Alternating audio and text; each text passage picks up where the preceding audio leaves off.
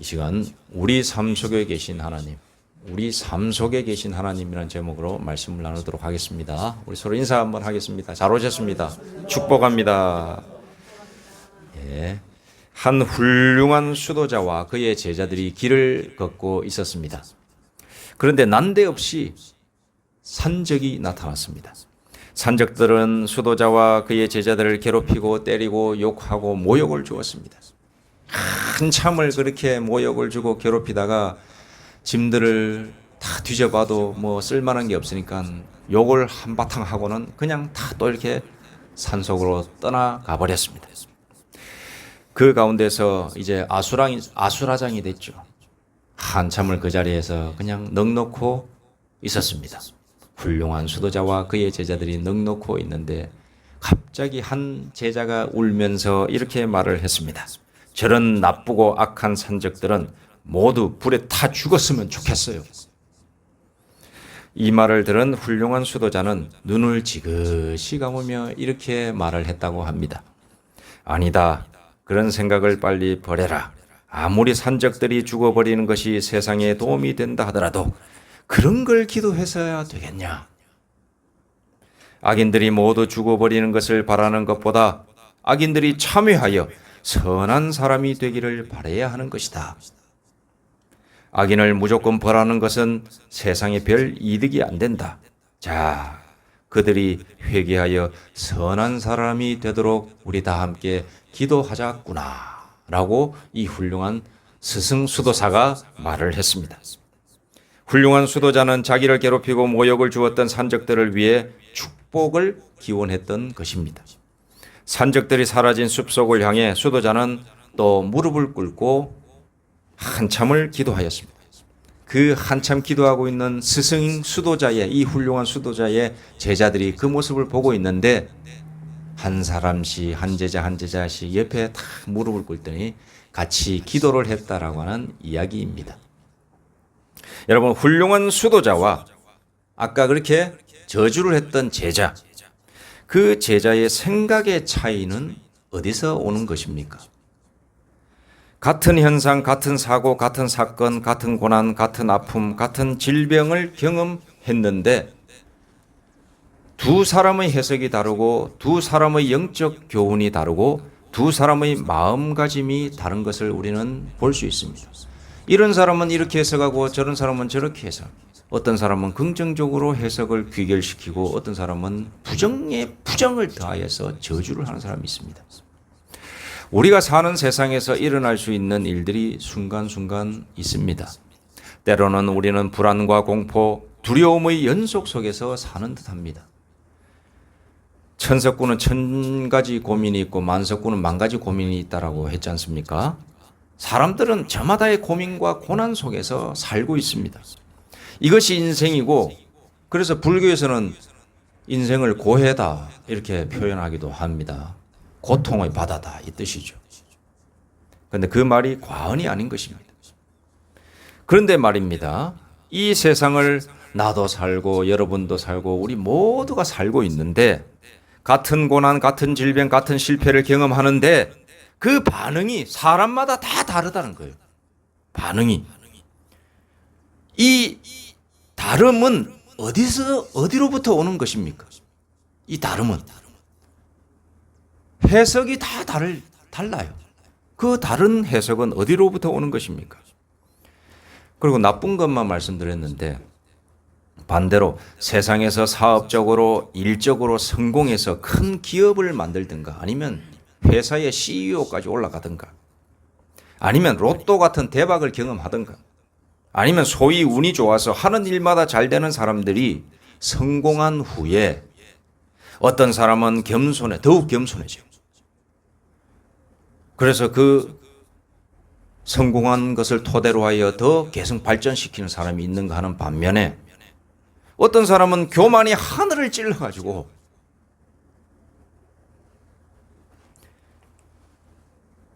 흥청망청 유흥과 지나친 과욕으로 그 성공을 말아먹는 일이 있는 사람을 보면 도대체 무슨 차이가 있어서 그렇게 다르게 결정할까?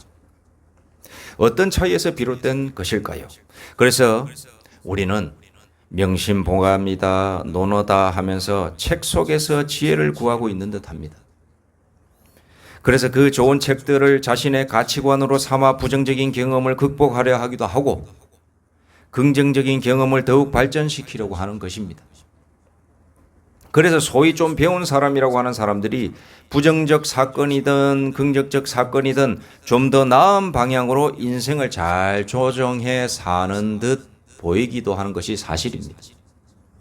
그러나 그런 반응들은 그저 겉모습의 차이일 뿐 근원적인 마음의 평안까지 허락해 주지는 않습니다. 행동은 그렇게 할 수 있어요. 내가 어디에 보니까 그래 그렇게 하는 것이 지혜로운 거야 라고 해서 그대로 따라 살 수는 있어요. 그거를 자기의 것으로 받아들여서. 그러나 마음의 평안과 깊은 저 내면에서 올라오는 만족은 없습니다. 제가 신학교에 가서 친한 친구를 사귀게 되었는데 그 친구가 간증을 저에게 한 적이 있었습니다. 그 친구가 말하기를 어릴 적 부모님께서 부부싸움을 치리도 많이 했다고 합니다. 아버지가 굉장히 무서워서 밥을 먹다가 갑자기 밥상을 엎어버리고 욕을 하면서 막 애들 뭐라 하고 자기 아내 엄마한테 그렇게 막 뭐라 하더라는 거예요. 그런데 언제부터인가 자기들이 한 살씩 먹어가면서 언제부터인지 모르겠는데 중학생 때쯤 되니까 그때까지 잘 참고 조용히 그냥 당하기만 하던 어머니가 그때부터 자기가 중학생 때부터 어머니도 같이 맞서 싸우더라고요. 맞짱을 뜨기 시작하더라는 겁니다. 그 친구 표현으로는 맞짱이라고 그러더라고요. 모든 아이들이 그렇지만 부모가 서로 언성을 높이고 손찌검까지 하고 막 이러면 어떻습니까? 공포감이 밀려들고 두려움이 막 밀려듭니다. 그런데 이 친구는 그때마다 공포감과 두려움이 생길 때 무엇을 했느냐? 성경을 읽었다는 거예요. 그리고 인간에 대한 고민을 많이 했다고 합니다. 왜 사람은 사람을 사랑하지 못하고 저렇게 미워하고 괴롭힐까? 아버지는 왜 저럴까? 그런 고민을 굉장히 많이 했다고 합니다.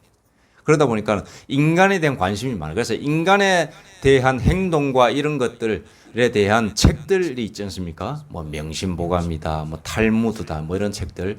그러니까 사람이란 이런 것이다, 이렇게 살아야 된다, 저렇게 살아야 된다고 하는 그런 지침서들을 읽을 때에 위안이 그렇게 많이 되었다고 합니다. 그래서 그런 책들을 많이 좋아했다고 합니다. 그런 말을 듣는데 저도 명심보감, 뭐 논어, 탈무드 이런 책 좋아하거든요. 그래서 코드가 좀 비슷했던 그런 친구였습니다. 이 친구는 부모님의 부부싸움의 공포와 두려움을 성경을 통하여 승화시킨 겁니다. 좋은 양서를 통하여 삶의 부정적인 경험을 좋게 승화시켰던 것입니다. 이 친구가 말하기를 자신은 그렇게 승화시켜서 일면 부부싸움을 그렇게 세게 하신 부모님을 자기가 성장해서 가만히 바라보니까 어릴 적에 그렇게 부부싸움을 했기 때문에 자기가 성경을 읽게 됐고 성경을 읽었기 때문에 하나님을 더욱더 깊이 있게 만났는데 그런 과정 속에서 부부싸움을 한 부모님이 오히려 감사하더라고 그렇게 표현을 하더라고요. 그리고 나아가 자신의 인생의 설계도를 그릴 수 있도록 해주신 부모님께 고맙다 이렇게 웃으면서 저한테 이야기를 한 기억이 있습니다. 그리고 또 이어서 말하기를 자신에게는 2명의 형제가 있다는 거예요. 한 명은 누나고 한 명은 남동생이에요. 그 친구도 둘째, 저도 둘째. 그래서 공통점이 있어서 좀 친했습니다. 지금은 어떻게 되었는지 모르지만은 20살이었던 그 당시 그 친구의 말을 듣던 당시에는 누나가 있는데 누나는 자기보다 5살인가 많았다고. 근데 대학교 기숙사에 재수인가 삼수를 해서 들어갔는데 대학교 기숙사에서 살다시피 하고 집에는 오는 둥 마는 둥 간혹 한 번씩 집에 오면은 그렇게 불평불만이 많고 특히 아버지를 싫어했다라고 그렇게 이야기를 했습니다. 그리고 아버지와 이야기할 때는 대꾸도 안 하고 그냥 퉁명스럽게 그냥 답만 몇 마디 하는 그런 누나였다고 합니다. 그리고 말 속에 자신들과 말을 하게 되면은 말의 절반이 욕이었다라고 이야기를 했습니다. 그리고 고등학생이었던 남동생도 교회를 나가는 둥 마는 둥 하면서 그렇게 살고 있다라고 하는 것입니다. 그러면서 하는 말이 같은 부모 밑에서 같은 부부싸움을 보고 부모님의 부부싸움을 보고 자랐는데 누나도 나도 동생도 사는 것이 다 다르다. 이렇게 이야기를 했습니다. 저희 집도 그리 아름다운 집이 아니어서 친근감이 굉장히 갔습니다. 그리고 공 차는 거 좋아해서 그 친구도 공 차는 거 좋아하고 그래서 두 명만 있으면 공 차고 그랬던 기억이 있습니다. 여러분, 같은 사건, 같은 고난, 같은 경험을 하면서 왜 다를까요? 그 답은 우리의 마음속에 누가 주인인가에 달려 있습니다. 내 마음속에 주인이 있습니다. 여러분, 착각하지 마십시오. 아무것도 없는 것처럼 생각하지 마십시오. 내 마음에는 분명히 누군가가 있습니다. 무슨 말이지 하시겠지만 우리의 마음을 움직이는 존재가 반드시 있습니다. 나의 마음을 조종하고 있는 것은 나 자신일 경우가 있습니다. 그 누구의 조언보다 자기 확신, 자기 결정으로 세상의 험난함을 판단하고 결정합니다. 이런 사람들 대부분의 사람이 속하죠. 대부분의 사람들. 자연 상태에, 저는 자연이라는 말을 좋아하지 않습니다. 자연이라고 하면 스스로 나타났다는 거거든요. 왜냐? 세상에 그냥 나타난 건 없습니다. 진화론 얘기하는데 생뚱맞게 나타난 거 없습니다. 모든 것은 어디로부터 왔습니다.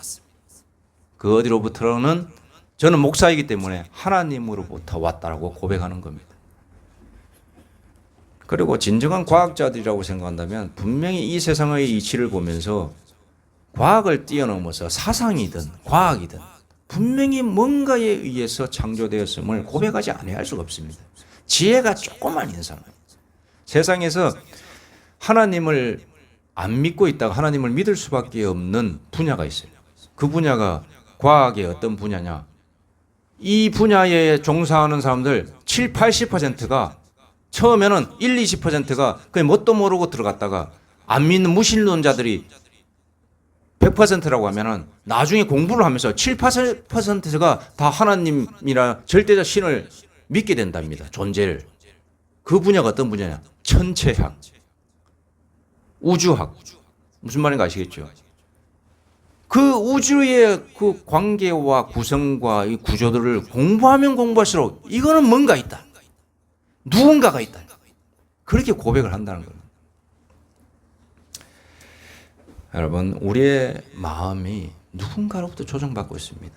가장 대표적으로 나 자신에게 조정받습니다. 아까 맹신보감, 탈무드 이런 거 말씀드렸는데 이런 것들 어릴 때부터 보고 하면서 조금 쌓인 게 있어요. 그런 것들로 인해서 다 가치관 판단을 하게 돼 있어요. 내가 배운 초등학문에 의해서 어릴 때부터 아니면 부모님으로부터 받은 그런 교육을 통해서라든지 어떤 판단이 있을 때 그걸로 판단하게 되어 있습니다. 대부분의 사람들은 자기 자신이 마음의 주인입니다. 어떤 사람은 특별한 사상에 빠져 자신의 인생을 결정합니다. 과거 주사파들 아시죠? 그 주사파들은 김일성의 주체 사상에 빠졌던 사람들이었습니다. 황장엽 씨가 쓴 주체 사상이라는 책을 보면은 그 책을 외우다시피 해서 공부까지 하고 시험까지 다 봤다고 합니다. 그러니까 거기에 마음이 지배받는 거예요. 그래가지고 움직였어요, 그렇게. 그게 진리인 줄 알고 가는 거예요. 자기 인생을 결정했다니까요. 감옥에 가도 그것을 결정해서 살았던 사람들이 바로 주사파들입니다. 그리고 자본주의 사상에 물든 사람들은 자본주의적 사고가 자신의 삶의 가치 판단의 기준이 됩니다. 세상에서 가장 중요한 것이 뭐냐라고 했을 때 돈이다라고 얘기합니다. 돈만큼 중요한 것이 어디에 있어? 하면서 돈 많은 사람이 되려고 하고 돈 많은 사람을 숭배하고 돈 없는 사람을 또 반대로 멸시천대합니다. 때로는 종교적 신념이 마음속에 자리를 잡고 있습니다. 무당은 장군님이 마음을 잡고 있어서 장군님이 시키는 대로 하고 장군님이 지시하는 대로 하니까 무당이 되는 겁니다. 불교인은 불경이 그의 마음에 자리 잡고 있으니 불경에 있는 가르침대로 드러난 현상을 판단하고 이 세상을 바라봅니다. 스님들 나오는 유튜브 쪽 봤는데 그분들이 주장하는 내용들을 가만히 보니까는 불경에 있는 내용들이더라고요. 그 불경의 내용이 있는 내용이 스님이니까 사상이 그게 다 불경적 사상이 젖어 들어가지고 모든 현상을 해석하는 것을 저는 들었습니다. 아, 그렇구나. 마음 속에 뭐가 들어가느냐, 어떤 생각, 어떤 마음, 어떤 경전이 들어가느냐에 따라 그 사람을 지배하는구나. 자, 우리도 마찬가지입니다. 기독교인은 성경이 그의 마음에 자리 잡고 있으니 성경에 있는 가르침대로 드러난 현상을 판단하니까 기독교인이 되는 겁니다. 우리는 성경이 하나님의 말씀인 줄로 믿고 이 세상을 바라봅니다. 우리가 죽으면 또 다른 죽음이 있다는 것, 우리는 믿습니다. 그런데 이렇게 쉽게 이해할 수 있는 문제인가? 우리가 어디서 영향을 받고 무엇을 선택하는가는 실로 심각한 문제입니다. 제가 이렇게 쉽게 말씀드렸는데 우리의 마음의 주인이 누구인가, 우리의 마음속에 뭐가 자리 잡고 있느냐가 이렇게 쉽게 이야기할 내용이 아닙니다. 여러분의 인생을 결정하고 여러분의 생명을 결정하는 일입니다. 실로 심각하고 중차대한 일입니다. 여러분에게 묻겠습니다. 여러분의 가치 판단의 기준인 내 선택은 무엇을 선택하고 있습니까? 그 선택으로 인하여 여러분의 삶과 죽음 이후의 삶이 결정되는데 여러분의 마음의 주인은 누구입니까? 저는 목사입니다. 그래서 여러분에게 강하게 권면합니다. 하나님을 선택하십시오. 하나님을 선택하십시오. 저는 확신하고 확신합니다. 하나님은 살아계십니다. 이 자리에 계십니다. 때때로 인간적인 내 마음대로 되진 않지. 때때로 인간적이어서 또 죄가 있어서 제 마음대로 온전히 하나님께 나의 주권, 나의 마음을 다 내어놓을 수는 없지만 그럼에도 불구하고 하나님은 살아계십니다. 제가 기억하고 배운 모든 하나님의 말씀이 제가 어떤 현상 앞에서 판단하는 기준이 됩니다. 저는 세상을 바라볼 때에 하나님의 말씀에 입각하여 세상을 바라봅니다. 정치도 그렇고 경제도 그렇고 문화도 그렇고 세계사도 그렇고 우리 한국사도 그렇고 다 그렇습니다. 하나님의 눈으로 바라보지 않고 있을 때는 여러 수십 가지의 생각들이 있었는데 딱 하나님을 믿고 하나님의 아들 예수 그리스도 안에서 나의 죄사함을 받았다라고 받아들이는 순간 딱 명료한 명료한 답이 인생 가운데 던져지는 것을 경험했습니다. 하나님은 거룩이십니다. 죄인된 우리가 거룩한 결정을 할 수 있을 것 같습니까? 절대로 못합니다. 그러나 저는 느낍니다. 제가 거룩한 결정을 종종 하는구나. 나는 이런 결정을 할 수 없는데 이런 거룩한 결정을 하는 것은 무엇 때문일까? 그렇구나. 내가 하나님을 믿기 때문이구나. 저에게는 믿음이 있습니다. 죽음이나 고통이나 고난이나 괴로움이나 슬픔이나 기쁨이나 성공이나 평안이나 상관없이 저는 하나님을 믿습니다. 저에게 질병이 있든지 없든지 하나님을 믿습니다. 제가 성공을 하든지 실패를 하든지 저는 하나님을 믿습니다. 제 집안이 잘 되든지 못 되든지 저는 하나님을 믿습니다. 왜냐? 하나님은 살아계시기 때문에. 내 인간적인 삶이 잘 되고 못 되고 그것과 상관없는 거예요. 하나님은 존재하시며 살아계시며 지금도 전 우주를 운행하고 계신 분이시기 때문에 저는 하나님을 믿습니다. 그러므로 저는 하나님의 힘 아래에 있습니다. 하나님은 저에게 거룩한 답을 주시고 거룩한 답에 복종하기를 원하십니다. 그리고 거룩한 답을 행하고 거룩한 결말로 마무리 지어 주십니다. 왜냐하면 저의 마음의 주인은 하나님이시기 때문에. 이 하나님께서 그의 아들 나사렛 예수를 구원자로 세우셨습니다. 그러므로 저는 마음으로 이 예수가 저의 구원자이심을 믿어 의심치 않습니다. 왜냐하면 저의 주인이신 하나님께서 내 마음속에서 그렇게 말씀하고 계시기 때문에.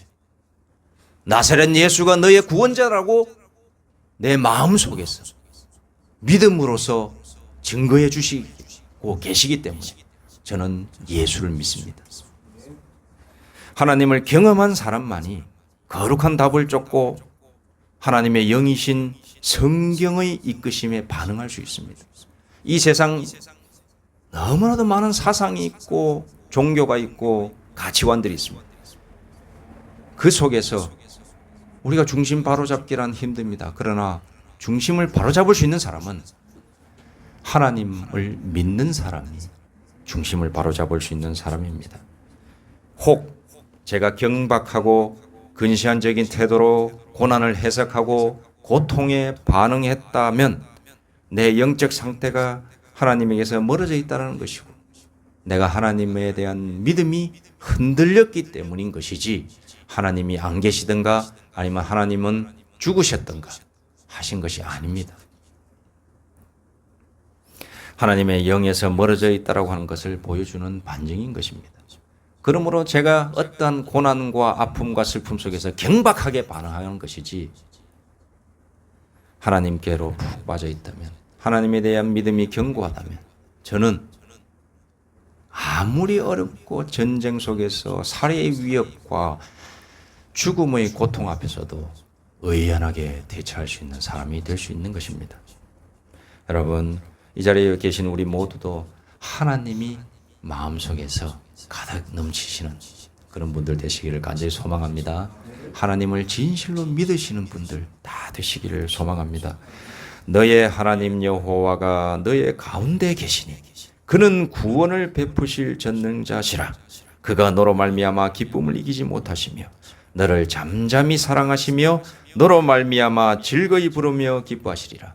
하나님께서 우리를 자녀 삼아 주셨습니다. 아들로서 딸로서 자녀 삼아 주시고 손을 잡고 계십니다. 그 손을 느끼실 수 있는 이 귀한 시간 되시기를 간절히 소망합니다. 기도드리겠습니다. 하나님 아버지 감사합니다. 우리 가운데 계신 하나님을 믿어 의심치 않습니다.